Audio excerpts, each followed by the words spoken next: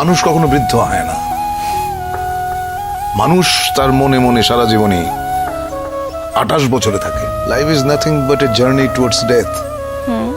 মৃত্যুর দিকে ক্রমাগত এগিয়ে যাওয়ার নামই হচ্ছে জীবন। এবং এগিয়ে যাওয়ার এই যে জার্নি, এই জার্নির মাঝখানে অনেক কিছু ঘটে।